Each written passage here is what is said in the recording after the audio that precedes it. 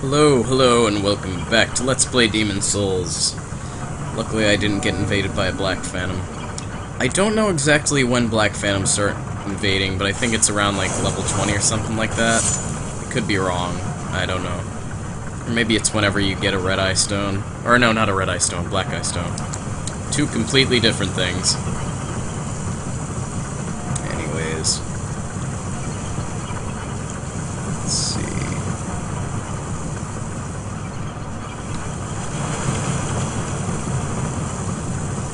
Don't bother with nothing. Of course I won't. I feel like recommending that message. Yes. And also, this is where you press select. It puts up the right message, recommend message, and right other player screen. That last guy that we had with us, Sorry or something, I forget his name. I think it says right here. Yeah, Sorry. We can actually rate his performance, and he'll get a certain amount of souls based on how he did. We'll just give him an S rank for being a cool guy.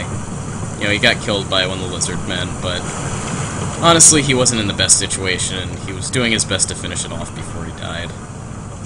Still, he shouldn't have been two-handing that weapon. Gotta keep your defense up, if you ask me.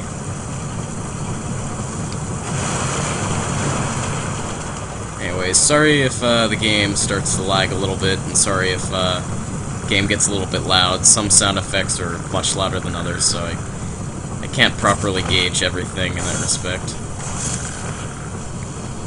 But anyways, these are just flaming lizards, I guess.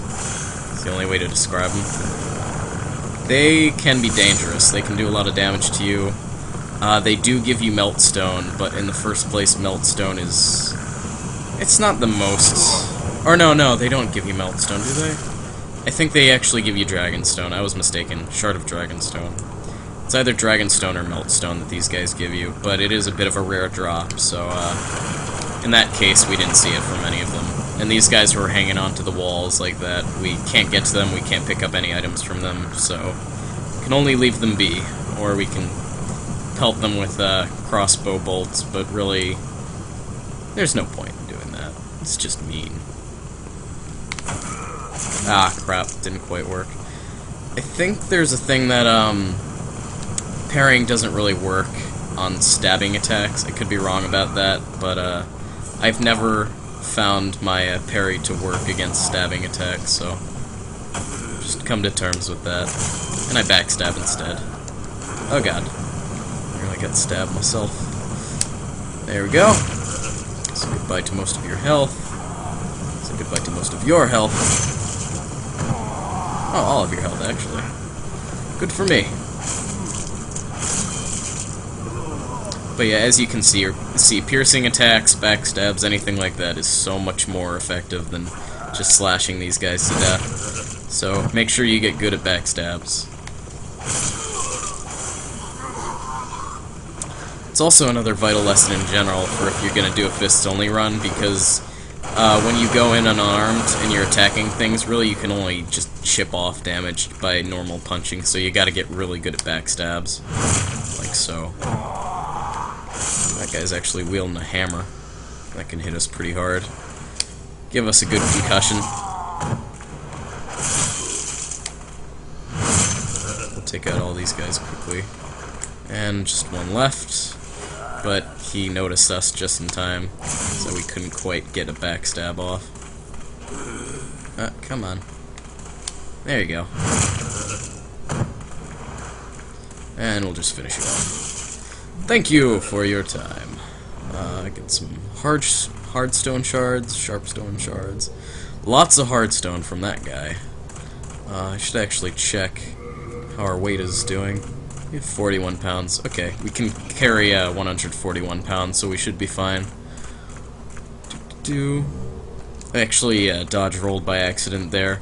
You don't want to do that, especially when you're on the edge of a cliff like this, because dodge rolling can take you a lot farther than you want to go, and it can end up sending you straight off of the cliff. Anyways, if we turn this handle, we actually activate another elevator, one of these style elevators, and this will make our first shortcut. And if we just step off, right down here, we get another shard of clear stone. I forget what clear stone upgrades, but I do know that it does have some pretty good uses to it, so... Really, any of the ores have some pretty good uses to them. Anyways, Blacksmith Baldwin mentioned this guy to us earlier, Blacksmith Ed. Funny thing about him is that he kind of has that scaly look that the lizard miners have to them. He's still completely human, though. He's at least partially sane, and he's a very grumpy man, even more so than Baldwin, so don't bother him unless you have something to bother him about that's worth being bothered about. Or something like that. I haven't seen you around these parts. What does it matter? You need a blacksmith, show me some coin. If not, head straight for the door. So yeah, he's very straightforward, all business with this guy. Ed has one thing that makes him a lot more effective and useful than Blacksmith Baldwin, and that's if you give him the Red Hot Demon Soul, which we actually get in this world, he allows you to craft unique weapons, which I'll try and show off a few of through this playthrough. Anyways, let's talk to him. I'm not here to chit-chat. Forging a weapon strengthens it, nor does its character. Ores are transmogrified sprites. Their presence blesses the weapon. So he has all this mumbo-jumbo about being a blacksmith. Ores are transmogrified. Yeah. Blessing weapons with hitting it with a hammer with some ore on it. Oh, yes. So we have a lot of sharpstone, as you can see. We could upgrade this falchion quite a bit. But, I'm not really quite ready to settle with a weapon. Once you start upgrading a weapon, you kind of have to be ready to pool all of your ores into that weapon. At least until you can make another weapon with it, or something like that. Anyways. Let me gone. I'll work alone. Okay, so that's Blacksmith Ed. We'll be visiting him again, and possibly a few more times over the course of this LP, in order to craft weapons, that kind of thing. Anyways, let's talk to this filthy man. He's actually called Filthy Man. Hello there. Souls. Souls.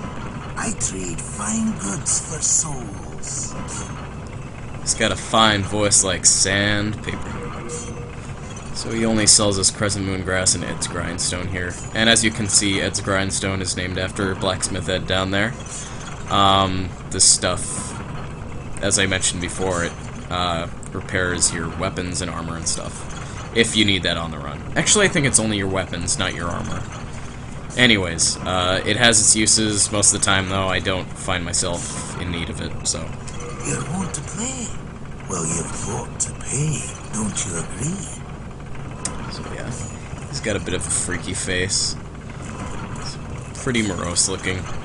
But enough about him. Let's continue on through the level. We have things to do, people to see, stuff to kill. The usual for Demon Souls, you know. Alright. Let's just head right up here. Back through here, and we can get to our second fog gate. I don't think I've mentioned this yet, but the fog gates block off Black Phantoms, and I guess to an extent, oh god, blue Phantoms, who are trying to join your world. Basically, Blue Phantoms can't place their blue eye stones on the gateways, so they can't put it in between so that the player can summon them. Basically, whenever the multiplayer aspect of the game is being activated, like if another Phantom is being, or if another player as a Phantom is going to your world. Ow. I learned that one from Link. But if they're trying to join your world, then these fog gates will close until they appear. And basically, I forgot where I was going with that. Basically, the primary use of it is so that if a Black Phantom at the beginning of the level wants to invade you, you have to be at some point before that first fog gate in order for him to invade you. If you're past that fog gate, only phantoms who have passed that fog gate in their own level, in their own world themselves, can actually join and invade your world, so... If that makes any sense, it kind of works like that, basically, so... Oh boy. I didn't think he had noticed me so soon, but he did. Unfortunately. Alright, it's gonna be tough to get a backstab off of him. At least I got him out in the middle ground now. There we go. It's all about placement. That's all it's about. Oh yes.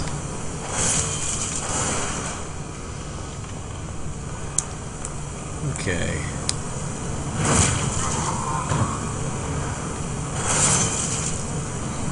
So, anyways, going through these mines,